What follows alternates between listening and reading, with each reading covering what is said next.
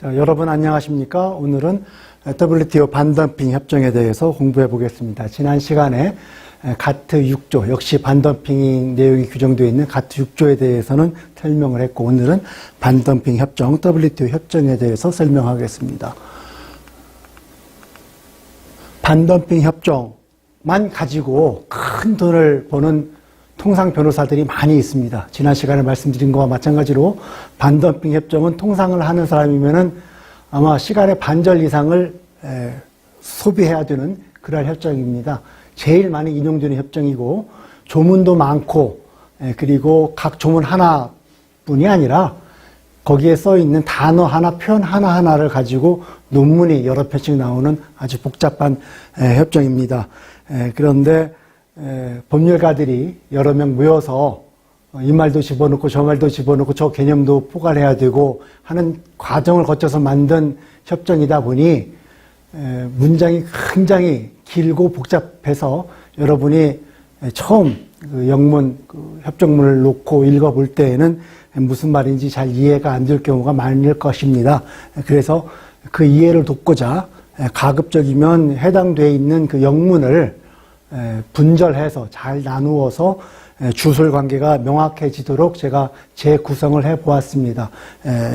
작성의 편의상 표현과 단어를 약간 바꾼 것도 있고 순서를 조절한 것도 있긴 하지만은 전체적으로는 그 협정문 문안을 가지고 작업을 한 것이라서 한번 그 강의를 들으시고 협정문을 읽어보시면은 훨씬 더 이해가 편하실 것이라고 생각을 합니다. 자, 반덤핑 협정은 우선 1조에는 적용 원칙이 적혀져 있습니다. 반덤핑 협정은 반드시 가트 6조에서 언급되어 있는 상황에 대해서는 적용돼야 된다. 당연한 얘기입니다. 이 반덤핑 협정의 원래 이름이 가트 6조 집행에 관한 협정이라고 했습니다. 예. 이것은 따라서 가트 6조의 내용을 다시 한번 말한 것이고요. 중요한 것은 이겁니다. 이 협정, 이 어그리먼트에 적혀져 있는 인베스티게이션에 의해서 시작이 되고 그리고 컨덕트가 되고 시행이 된 그러한 조사에 따라서만 따라서 협정의 이 반덤핑 협정의 대부분은 이 인베스티게이션을 어떻게 진행해야 할 것인가 하는 내용이 많이 할애가 되어 있습니다. 자, 우선 반덤핑 관세를 부과하기 위해서는 우선 덤핑이 뭐냐, 덤핑이 있었느냐, 덤핑을 결정을 해야 됩니다. 그러기 위해서 첫 번째 덤핑의 정의부터 시작을 합니다. 덤핑의 정의는 가트 6조에서도 한번 나왔습니다. 자, 덤핑은 무엇을 덤핑이라고 하느냐? 여기 나왔죠. 이것은 그 가트 6조에 나왔던 표현하고 거의 같습니다. 정상 가격보다 싼 가격으로 다른 나라의 시장에 수입됐을 경우라는 얘기입니다. 자, 이때 이 코머스라는 얘기는 그 개념 자체에 정상적인 거래를 포함하고 있는 것입니다.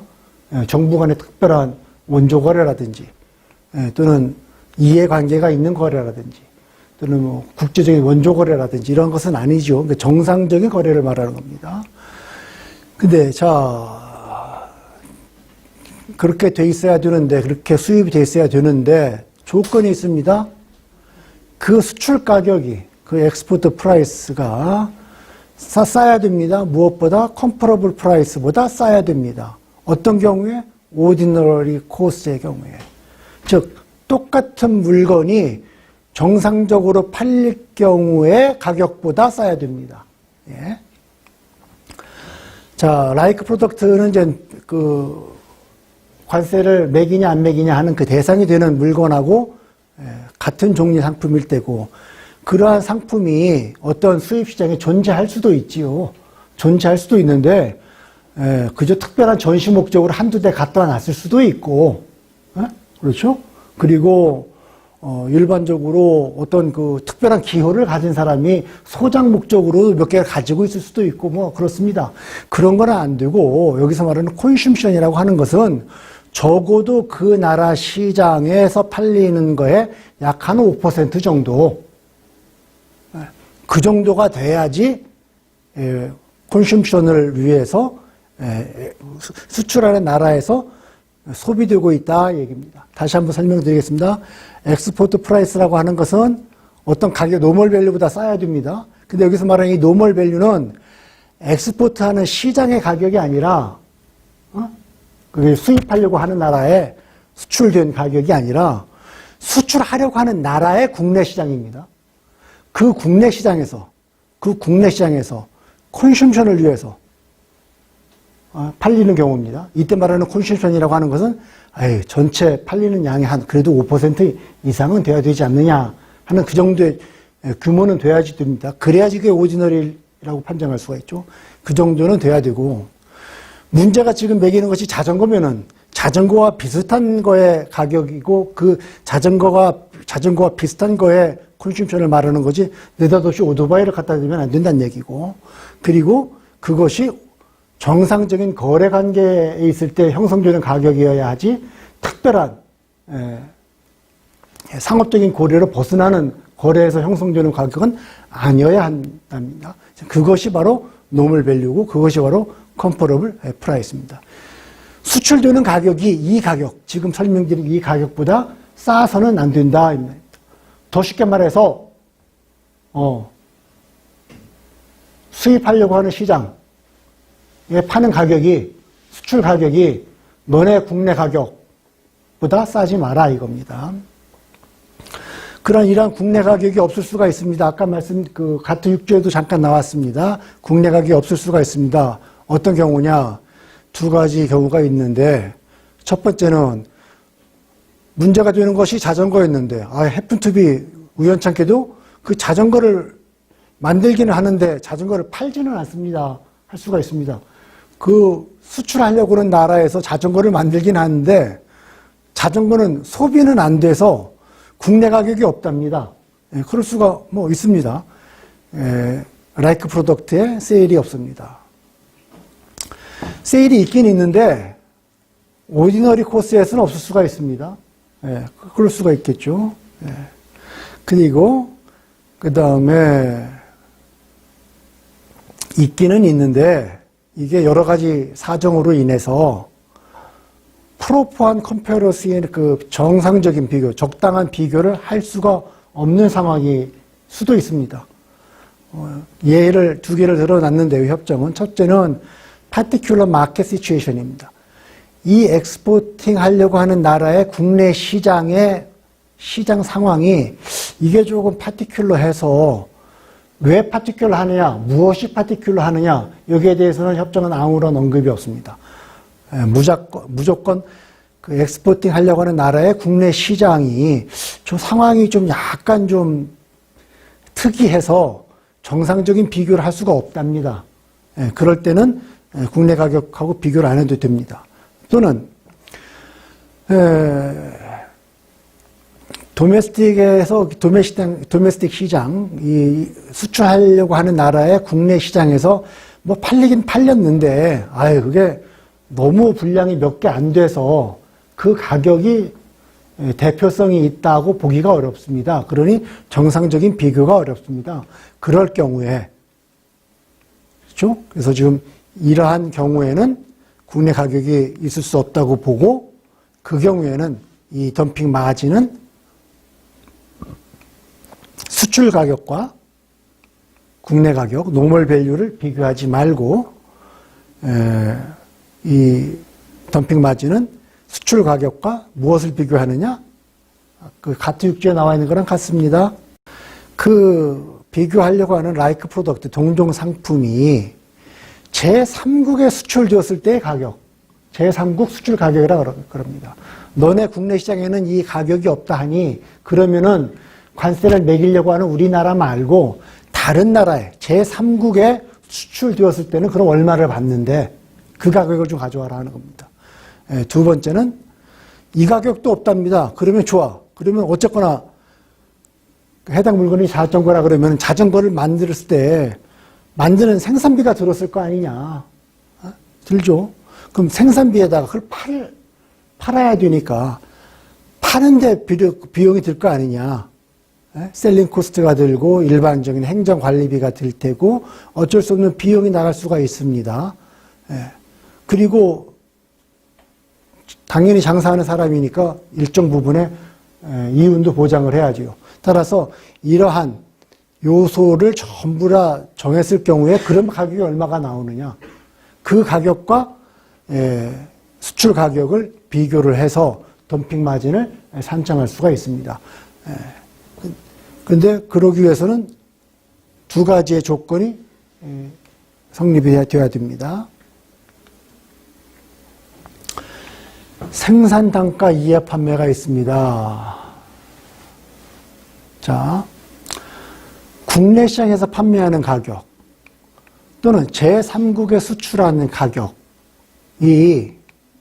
생산 단가, 물건 하나하나의 그 생산에 들어간 총 비용을 생산된 그 개수로 나눴을 경우 그 단가가 나오죠.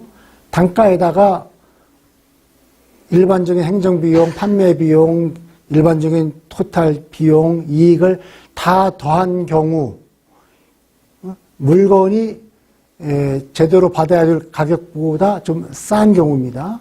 이럴 경우에는 자, ordinary cost of trade가 있다고, 즉 정상적인 상황에서 거래된 것이 아니라고 보아서 노멀 밸류를 결정하는 데 있어서 이것을 빼라 이 말입니다.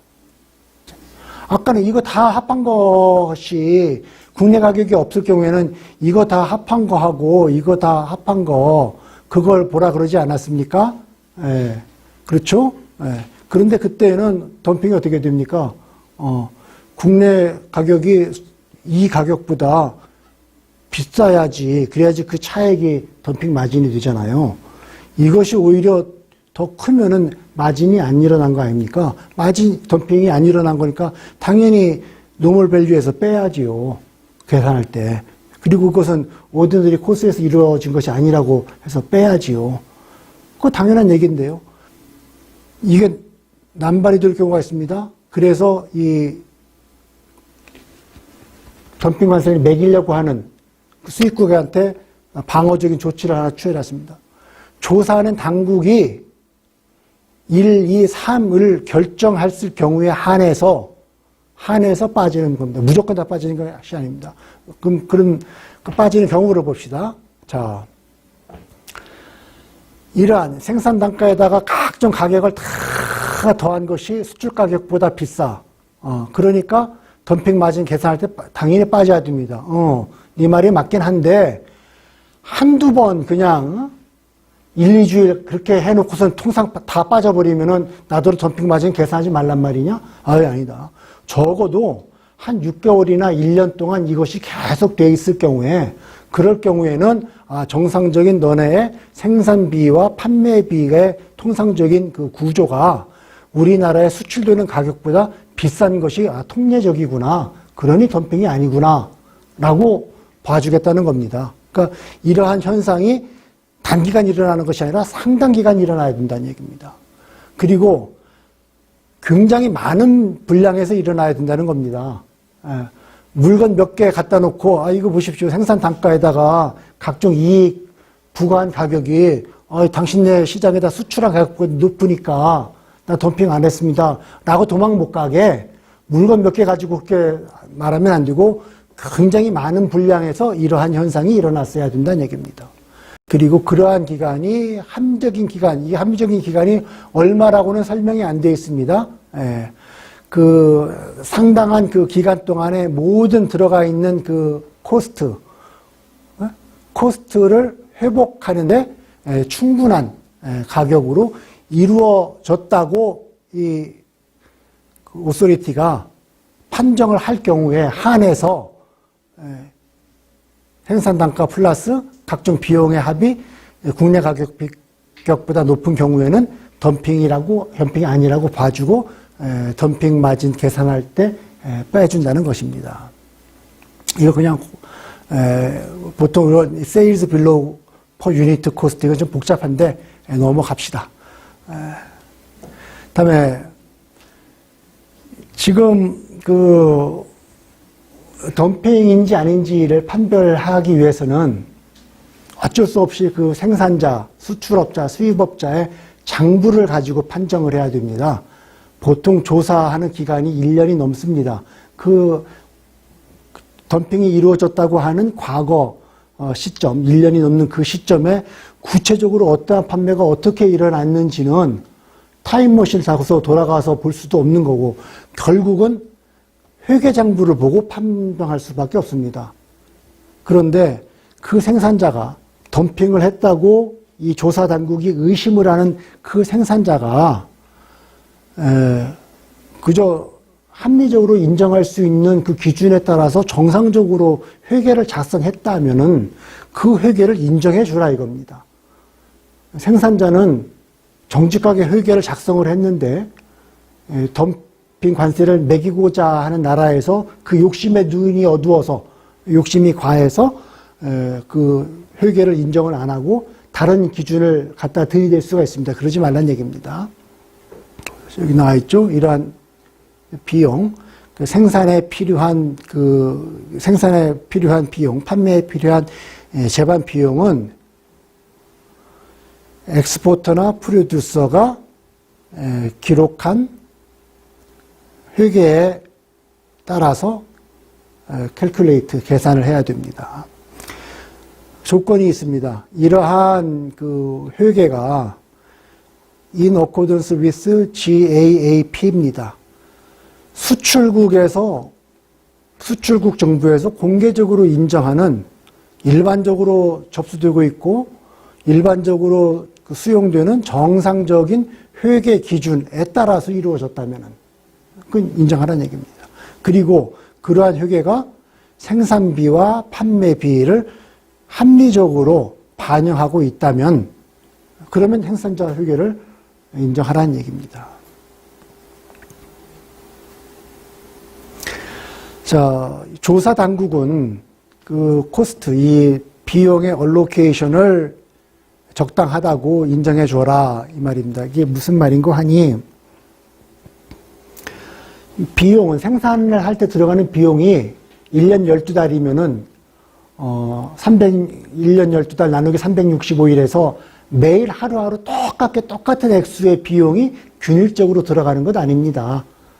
시황에 따라서 또는 그 회사의 특별한 고용 사정에 따라서 또는 그 회사의 특수한 사정에 따라서 특정 부분의 그 비용이 특정 기간에 집중될 수도 있고 널리 퍼질 수도 있고 그렇습니다. 모든 회사는 그러한 그 비용을 실제 발생된 것과 달리 균일하게 분배를 할 수가 있습니다. 그래야지 그 회계 장비의 안정성이 더 높아가지요. 따라서 국내 가격이 낮아진 이유가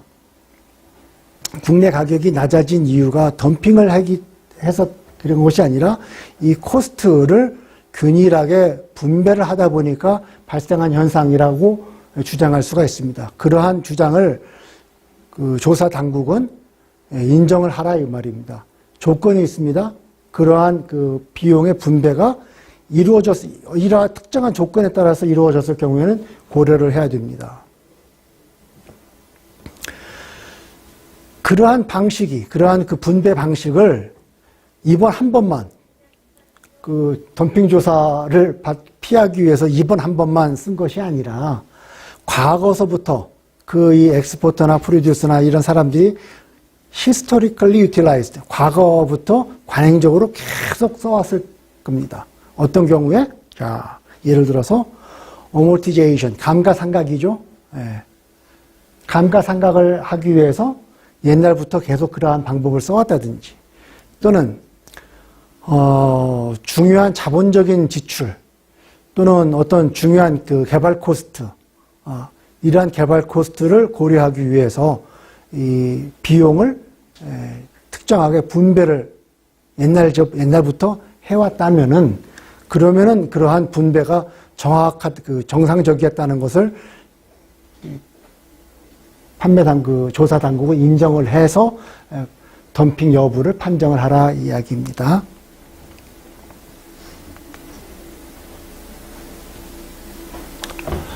관리비, 판매비, 일반 경비 등에 산정을 했습니다. 이게 왜 중요하니? 이게 계속 나오는데. 자, 여기 나오죠?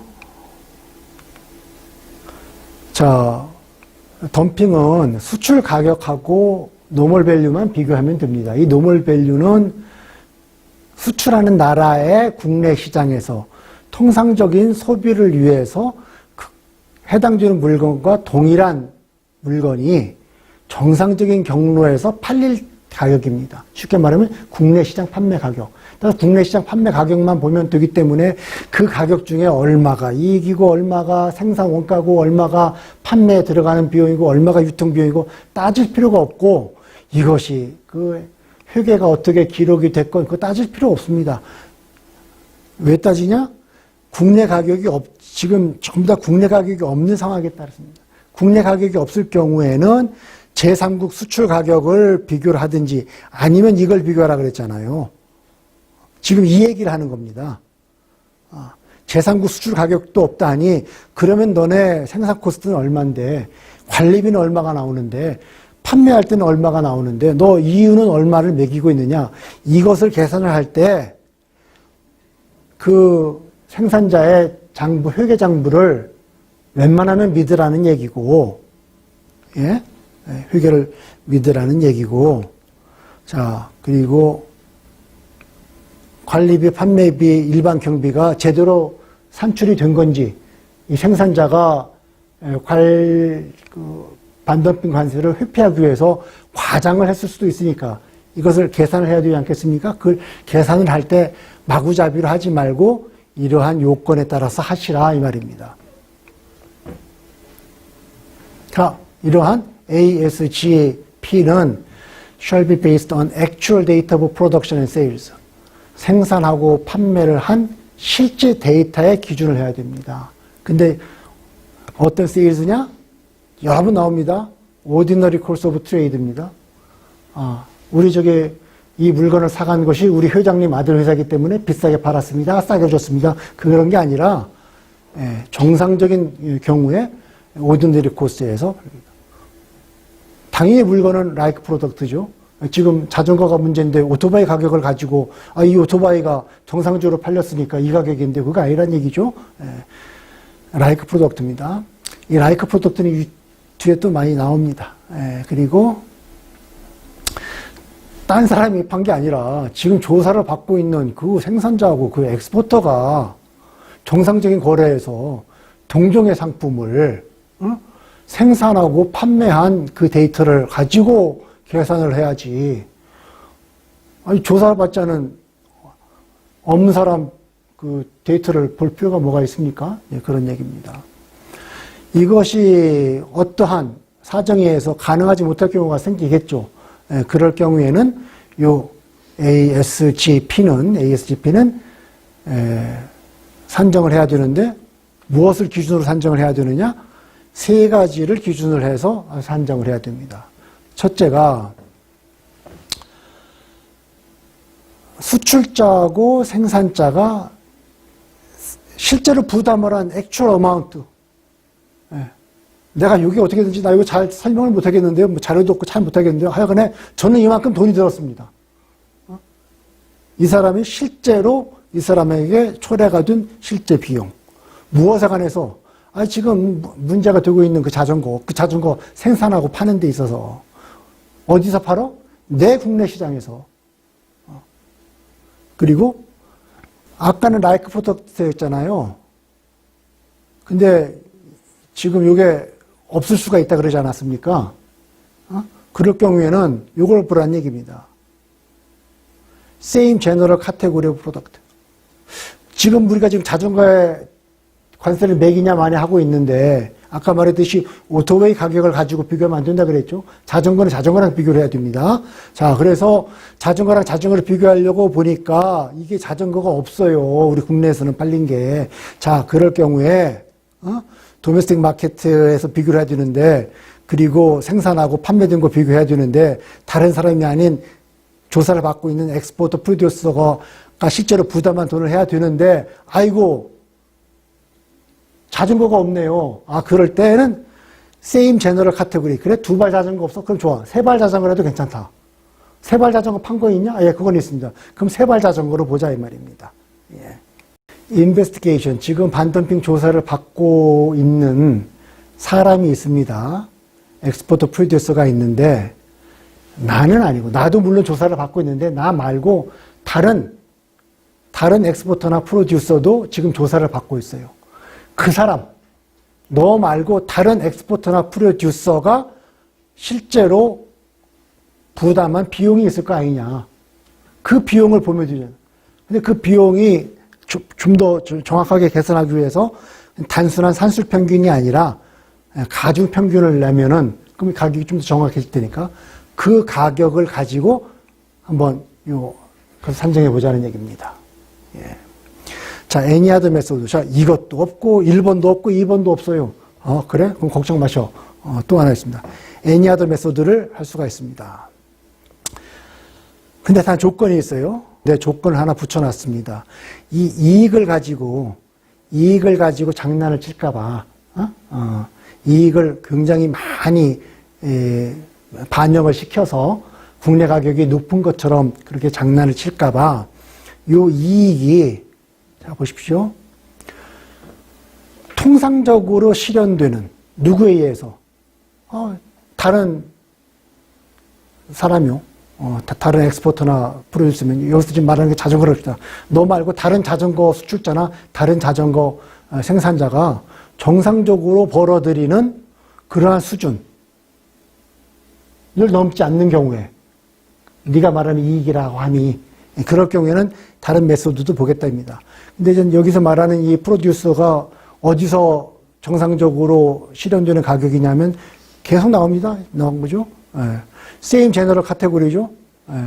두 발 자전거를 오토바이랑 비교는 하지 않지만, 해서는 안 되지만, 이 사람들이 happen to be 두 발 자전거가 없어요. 좋아. 그러면 이 사람들이 세 발 자전거를 판다? 그럼 세 발 자전거로 봅시다.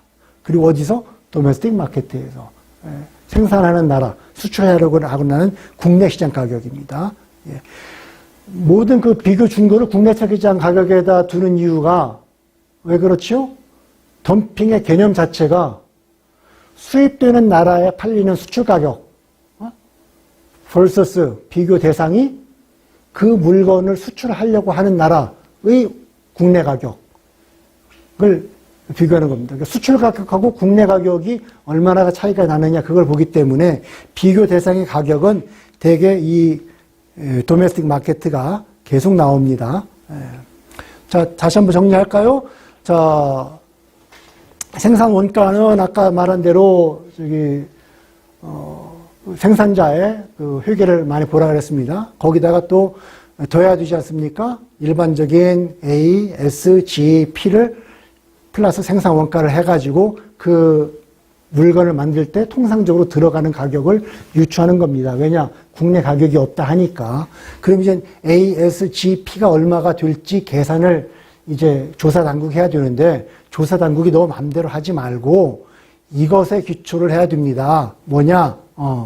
실제 생산과 판매된 데이터를 기초로 해야 됩니다.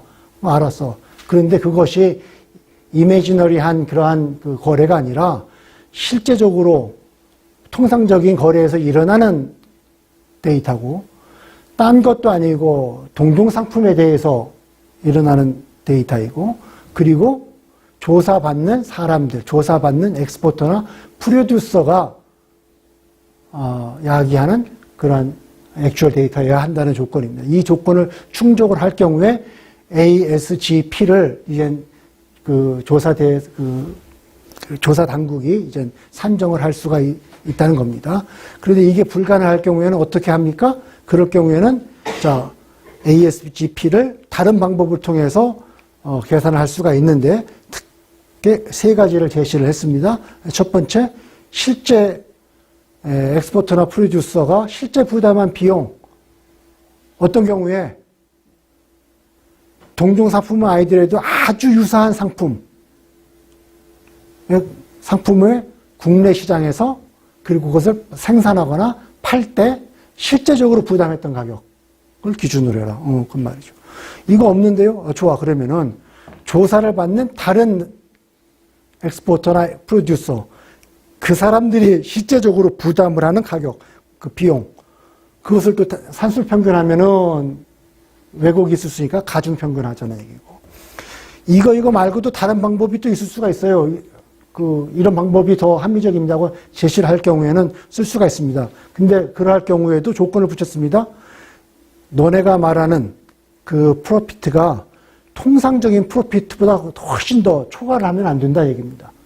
통상적인 이익에 머물러야 됩니다. 어떤 통상적인 이익이냐?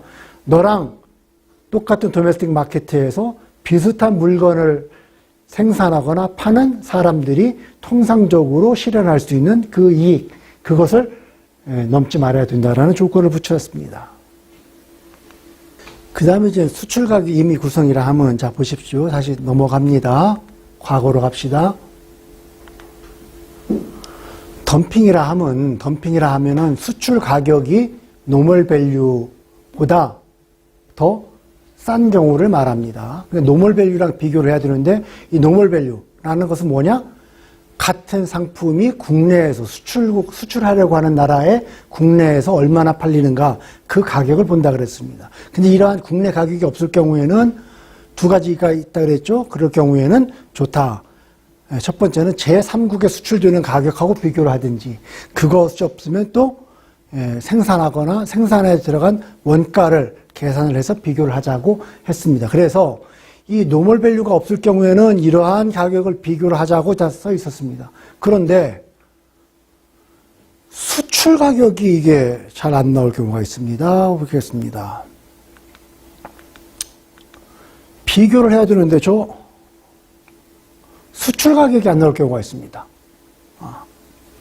비교에 대한 수출 가격이 정확히 신뢰할 수가 없기 때문에 이 수출 가격을 임의로 산정을 해야 되는 경우가 생깁니다. 어떤 경우냐? 자, 보겠습니다.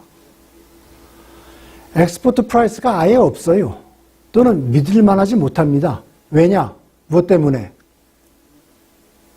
수출하는 사람하고 수출하는 사람하고 수입하는 사람하고 그 둘이 어떤 뭐 특별한 비즈니스 어소시에이션 관계가 있다든지, 또는 나중에 과도하게 비싸게 팔거나 과도하게 싸게 판 것을 나중에 서로 벌충해주는 어떤 계약이 있어서 그런 계약 때문에 이들 간의 거래에 성립됐던 그 수출 가격을 도대체 믿을 수가 없어요. 또는 아예 수출 가격이 없을 수가 있습니다. 그럴 경우에는 수출 가격을 임의로 산정할 수가 있다. 이렇게 규정을 해 놓았습니다. 자, 그럴 때는 어떻게 되느냐. 수출 가격. 그러니까 수출하려고 하는 사람이 수입하려고 하는 사람한테 그때 얼마를 받겠습니다 하고 판 가격이 없을 수는 있다 그랬지 않습니까? 이게 뭐 컴펜세이토리 어레인지먼트가 있다든지 어소시에이션 때문에 좋아. 그건 없을 수가 있다고 치자. 근데 그거 인정을 해주는데, 그러면 이 수입업자가 자기 집에다가 그것을 창고에다가 보관해 놓으려고 수입하지는 않았을 때고, 분명히 다시 팔 거 아니냐. 그렇죠? 그것도 인디펜던트 바이어. 자기 일가친척하게 파는 것이 아니라, 돈을 벌기 위해서 자기랑 무관한 독립적인 사람한테 재판매할 거 아니냐. 그 재판매한 퍼스트 가격, 최초의 재판매 가격, 그것이 이 수입업자가 정상적으로 돈 내고 수입하려고 했던 가격이랑 매우 비슷하겠지 라고 생각을 할 수 있는 거죠. 근데 거기에 기초로 해서 수입 가격을 구성할 수가 있습니다. 또는 이거 말고 다른 합리적인 근거가 있으면 있을 수가 있습니다. 합리적이라고 그 조사 당국이 결정하는 근거. 이 조건이 있습니다. 그 해당되는 프로덕트가 두 가지 조건을 충족을 해야 되는데, 둘 중에 하나를, 인디펜던트 바이어한테 다시 팔리지 않았을 경우, 인디펜던트 바이어한테 팔렸다면은, 인디펜던트 바이어한테 재판매 되었다면은, 그 최초로 재판매된 가격을 가지고 계산할 수 있을 거 아닙니까? 근데, 그런 경우가 없어요. 그런 경우가 없다면은, 그러면은, 오소리티가 합리적이라고 볼 수 있는 다른 방법을 쓸 수 있다 이 말입니다. 다음에 또 어떤 프로덕트, 그 해당 프로덕트가 인디펜던트 독립적인 바이어한테 다시 팔리긴 팔렸는데 수입된 거랑 똑같은 조건으로 팔린 게 아니라 거기다가 이 수입업자가 무슨 뭐 추가적인 가공을 했다든지 다른 뭐 물건을 1+1으로 끼워 팔기를 했다든지 이런 그 판매 조건이 다를 수가 있습니다.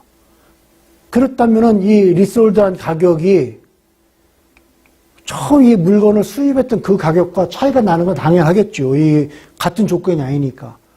그럴 경우에는 이 리솔드 가격을 기초로 계산할 수가 없지 않습니까? 자, 이럴 경우에는 이 해당 물건이 독립적인 바이어한테 팔리지 않았거나 팔렸더라도 조건이 다르게 해서 팔렸거나 그럴 경우에는 조사 당국이 합리적이라고 판정할 수 있는 다른 근거에 의해서 수출 가격을 임의로 구성할 수 있다. 이렇게 되어 있습니다. 자, 그래서 지금까지가 이제 두 가지 요소를 설명한 겁니다. 덤핑은 수출 가격과 국내 가격을 비교를 한다. 국내 가격이 없을 경우에는 그러면은 제3국 수출 가격을 하든지 아니면 구성 가격을 하든지 나왔고, 이번에는 수출 가격이 없다? 그럼 수출 가격이 없을 경우에는 이러한 방식을 통해서 수출 가격을 형성을 해라. 자, 그래서 수출 가격도 나왔고 국내 가격도 나왔어요. 둘 다 나왔어요. 나왔으면 이제 어떻게 됩니까? 그 두 개를 비교를 해야 되지 않습니까? 이 비교도 매우 공정한 방법으로 비교를 하라 이 말입니다. 어떻게 비교하는 것이 공정한 것이냐? 엑스포트 프라이스랑 노멀 밸류를 비교를 해야 되는데 그 비교하는 방법이 페어해야 됩니다. 자, 어떻게 페어해야 되느냐? 이러한 비교는 두 가지 조건을 충족을 해야 됩니다. At the same level of trade. 자, 이 수출 가격은 도매 가격을 기준으로 하고, 요 국내에서 팔리는 것은 몇 단계 날아가는 그 소매 가격을 비교를 한다든지 그러면 안 되죠. 되게 도매 가격은 한꺼번에 많이 사니까 훨씬 더 단가 가격이 쌀 거 아닙니까? 소매 가격은 비쌀 테고 그 두 개를 비교해 놓고 덤핑이 있었다 하면 안 되죠. 그러니까 도매 가격이면 도매 가격, 소매 가격이면 소매 가격, 그것도 백화점 가격이면 백화점 가격, 이런 식으로 판매되는 단계가 비슷한 것을 비교하라는 얘기입니다. 계산하기 좋게 엑스펙토리 레벨, 반드시 의무적인 아닙니다만 정상적으로 가능하다면 공장에서 처음 나왔을 때 공장도 가격을 비교하라 이 말입니다. 그리고 두 거래가 아주 시기적으로 근접해 있어야 됩니다. 자, 노멀 밸류랑 엑스포트 프라이스를 비교한다 그랬습니다. 자, 이 수출 거래, 수입자가 수출자로부터 물건을 산 요 수입 거래는 예를 들어서 5월 15일 날 이루어졌습니다. 5월 15일 가격이에요. 그 기간에 가장 똑같은 same level of trade, expectory 레벨에서 국내에서 이러한 거래, 그것을 보니까 예를 들어서 5월 1일짜리가 하나 있고 4월 15일짜리가 하나 있어요. 그럼 어느 거랑 비교해야 되느냐? 시기적으로 가장 가까운 거래, 5월 1일 거랑 비교를 해야 된다는 얘기죠. 수출 거래는 5월 15일에 일어났고, 국내 거래는 5월 1일 날에 일어났고, 4월 15일에 일어난 게 두 건이 있다 그러면은 5월 1일 거하고 5월 15일 거를 비교하라 이 말입니다. 그래야지 공정하지 않겠습니까? 자, 그리고 그렇게 공정을 할 때, 비교를 할 때 또 역시 합당하게 고려해야 될 사항이 있어요. 가격을 서로 비교를 하는 데 있어서 영향을 줄 수 있는, 가격 비교에 영향을 줄 수 있는 여러 가지 차이가 많이 있습니다. 그 차이가 뭐겠어요? 판매 조건이 다를 수가 있죠. 도매일 수가 있고, 소매일 수가 있고, 배달을 해주느냐, 배달을 안 해주느냐, 세금이 붙느냐, 안 붙느냐, 도매냐, 소매냐, 분량이 많냐, 적냐. 이 가격을 비교하는데 여러 가지 조건이 많이 있을 수가 있습니다. 그 조건을 합당하게 다 고려를 해야 되라 이 말입니다. 그래야지 공정한 비교라는 얘기입니다.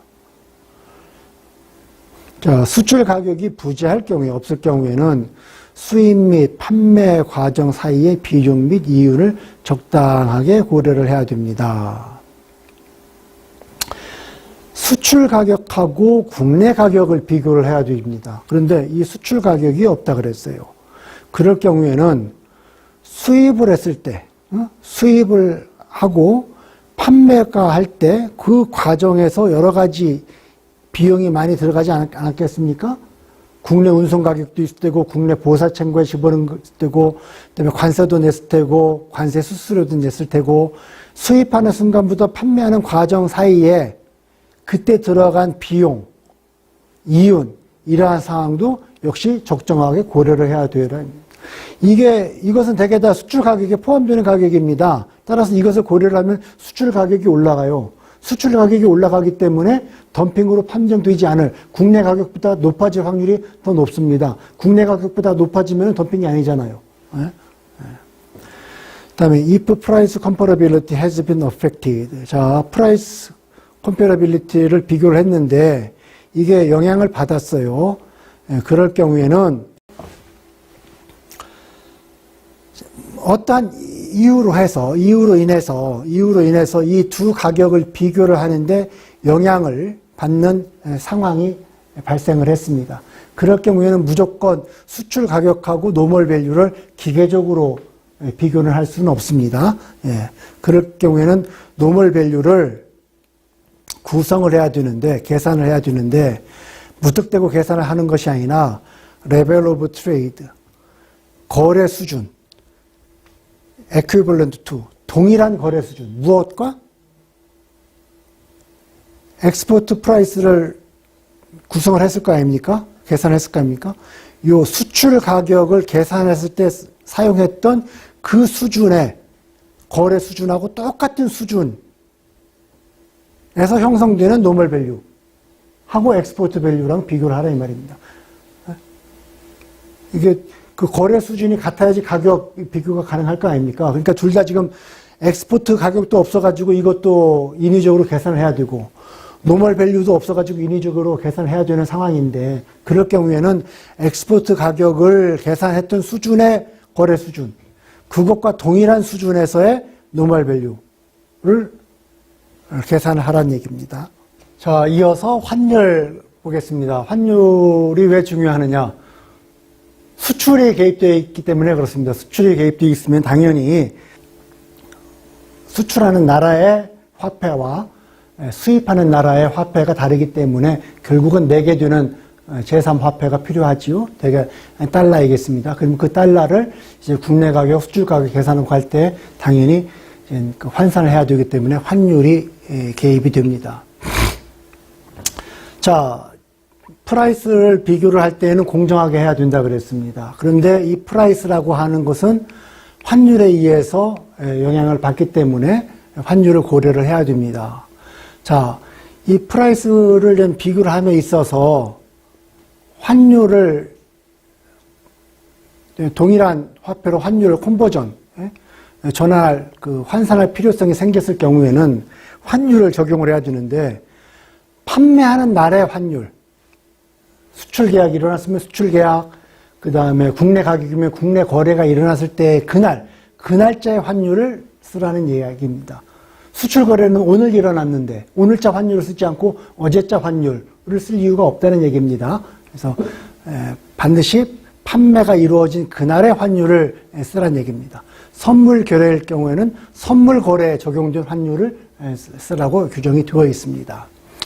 그런데 이 환율은 날마다 조금씩 변합니다.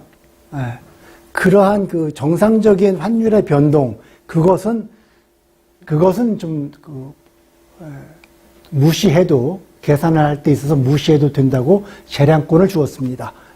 그것까지 그러한 하루하루의 아주 미세한 변화까지 거래 당국이 일일이 반영하기는 힘든다는 것을 이해를 해서 그것은 무시할 수 있다고 용인을 해 주었습니다. 하지만 이 조사 당국은 그 수출자한테 적어도 60일은 줘야 됩니다. 뭐냐? 수출자가 자기의 가격을, 상품의 가격을 정상적인 환율의 변동에 적응하는 데는 그래도 시간이 좀 필요하다는 것을 인정을 한 겁니다. 하루하루 날마다 변하는 거, 요것은 무시를 하지만, 자, 일정한 시점에 걸쳐서 환율이 정상적으로 큰 추세로 지금 변동을 하고 있어요. 그러면은 수출자는 그러한 정상적인 그 변동으로, 정상적으로 변동하는 요 환율을 자기 가격에 반영을 시켜야 할 거 아닙니까? 그 반영을 시키기 위해서는 적어도 한 60일 정도는 필요하다 그러니 그 정도의 시간은 오스리티가 조사 당국이 감안을 해라라고 규정을 해 놓았습니다. 자, 이제 또 WWTT라는 것은 뭐냐면, 이건 W는 Weighted Average입니다. 가중 평균을 말하는 겁니다. T는 거래, 개별 거래를 말하는 겁니다. 자, 여러 번 설명을 합니다. 덤핑 마진이라고 하는 것은 수출 가격과 국내 가격을 비교해서 국내 가격이 수출 가격보다 많은 것을 말합니다. 그러니까 국내 가격보다 싼 가격으로, 덤핑한 가격으로 팔지 말라는 얘기죠. 그래서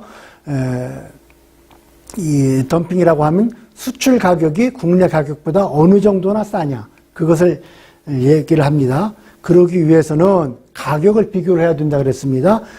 국내 가격과 국내 거래 가격과 수출 거래 가격을 비교를 해야죠. 자,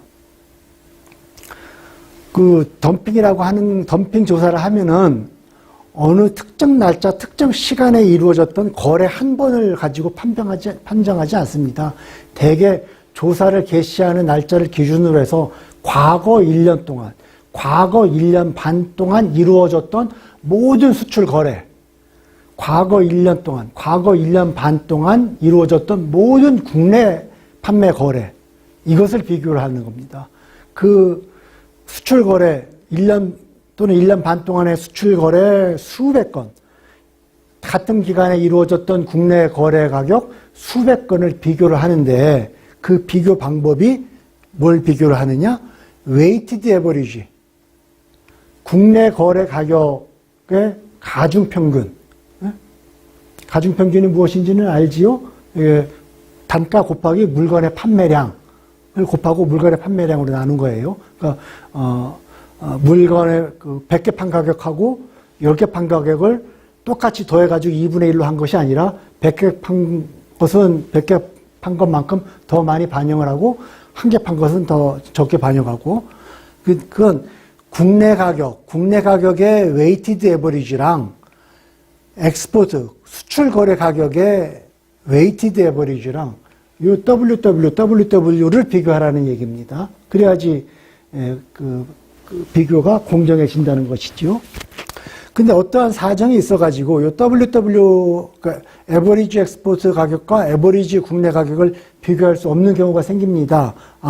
그럴 경우에는 국내 거래 가격하고 수출 거래 가격을 거래별로 트랜잭션 바이 트랜잭션으로 비교를 해라. 1년 반, 1년 또는 뭐 1년 반 동안 수출 거래가 100건이 있었다.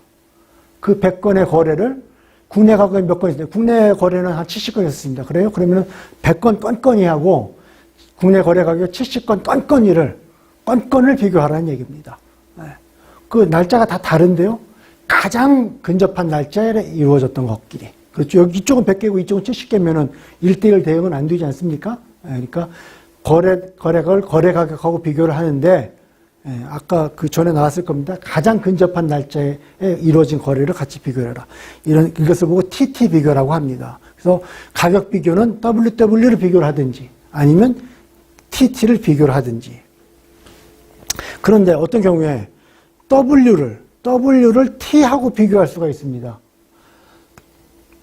정상 가격, 정상 가격의 가중 평균을 특정 수출 가격의 거래 가격, 특정 가격입니다. 특정 거래 가격 T하고 비교할 수가 있습니다.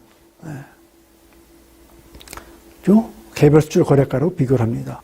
두 가지 조건에 비교하는데요. 어떤 경우에? 첫 번째, 이게 수출 거래의 이 거래 패턴이 이게 구매자별로 다르고 지역별로 다르고 시계별로 달라서 이것을 웨이티지 가중 평균한다는 그 의미가 없어진 경우가 있습니다. 구매나 지역이나 시기별로 이게 거래 형태가 비슷해야지 웨이티드 에버리지를 해도 그 대표성이 있는데 구매자별로도 다르고 지역별로 다르고 시기별로도 엄청 달라서 이럴 경우에는 굳이 평균을 낼 의미가 없다. 그럴 경우에는 개별 수출 가격이랑 비교할 수가 있습니다. 또 한 경우가 있습니다. 그러한 디퍼런스가 이러한 그 디퍼런스가 생겼는데 such difference cannot be appropriately taken into account by user of value. 자, 이 구매자 지역 시기별로 구매 형태, 거래 형태가 상당히 이제 달랐다 그러지 않습니까? 그것이 달라야 되고 이러한 요 차이점이 이러한 such difference가 다른 방법, 이 WW하고 TT를 써가지고 충분히 이게 검토가 될 수 있으면은, 고려가 될 수 있으면은, 그러면 굳이 이것을 안 쓸 이유가 없는데, 이 차이가 WW, TT 비교를 해서는 정확하게, 적정하게 고려할 수가 없다. 그런 상황이라면은 예외적으로 정상가격 가중평균을 특정 수출거래가격 T 한계 가격이랑 비교를 해서 덤핑 마진을 계산할 수 있다라고 규정이 되어 있습니다. 제3국 경유 수출 봅시다.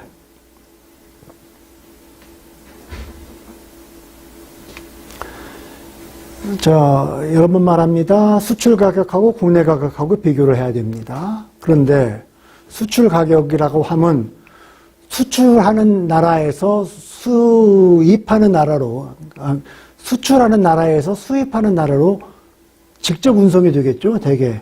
한국에서 일본으로 물건을 팔고, 한국에서 미국으로 직접 물건을 팔고. 그럴 경우에는 당연히 수입된 나라로 이제 그 물건이 들어왔을 때의 수출 가격, 그 가격이 성립이 하는데, 수출 거래가 꼭 그렇게만은 되지는 않습니다. A 나라가, 수출하는 나라가 일단 제3국에서 수출을 하고, 요 제3국에서 수입으로 들어오는 경우가 있어요.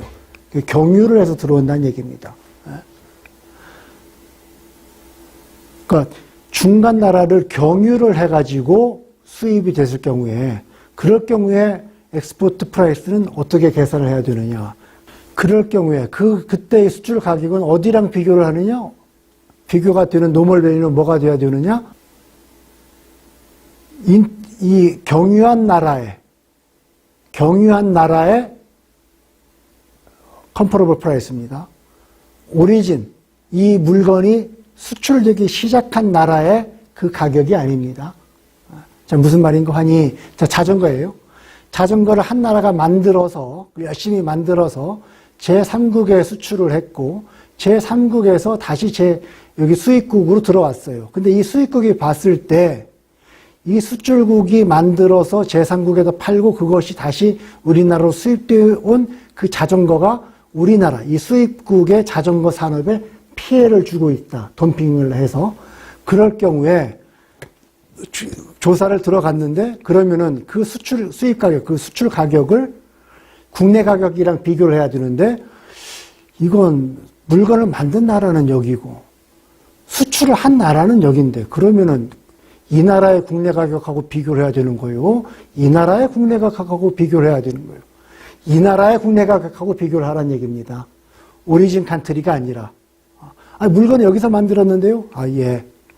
예외적으로 물건을 만든 나라의 가격하고 비교할 수가 있습니다. 어떤 경우에?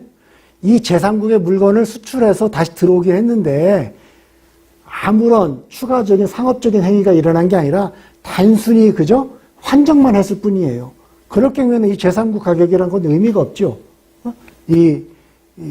원래 물건이 시작된 오리진 국가의 가격을 봐야죠. 그리고 if not produced in the country of export. 이 물건이 자 제3국 가격의 국내 가격하고 봐야 되는데 이 제3국에는 그 해당 물건이 생산이 안 돼요. 무슨 말이냐? 자, 다 자전거로 예의 드립니다.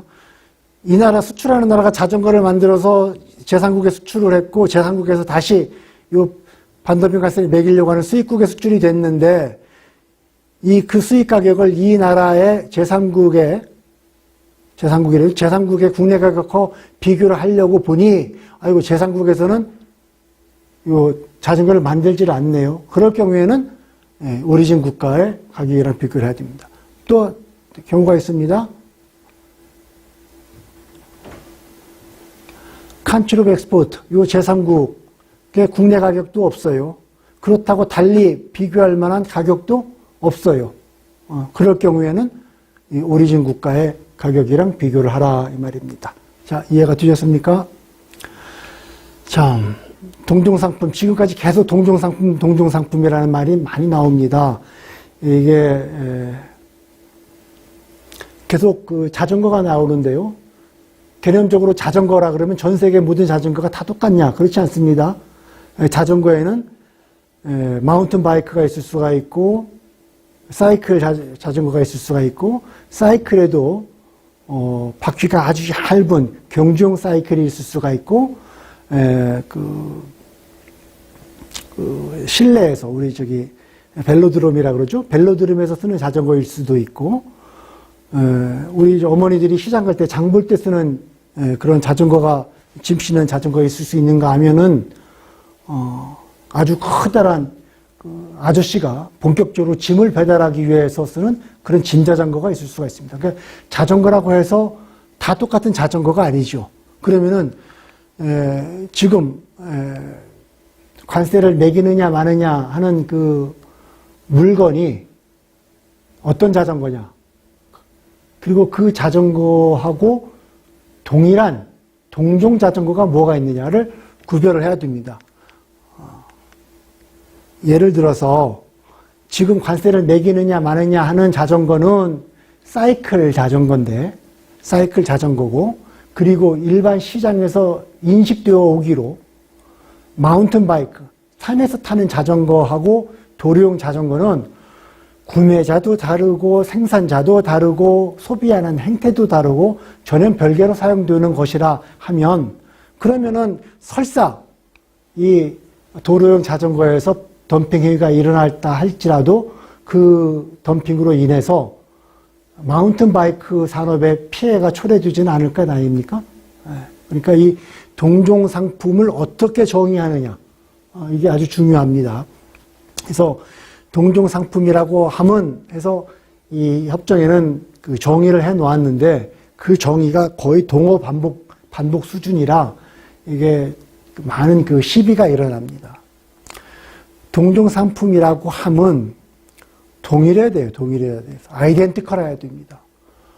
모든 측면에서 조사를 받고 있는, 그 관세를 매길 거냐 말 거냐 하고 조사를 받고 있는 물건과 모든 측면에서 아이덴티컬해야 된다 그럽니다.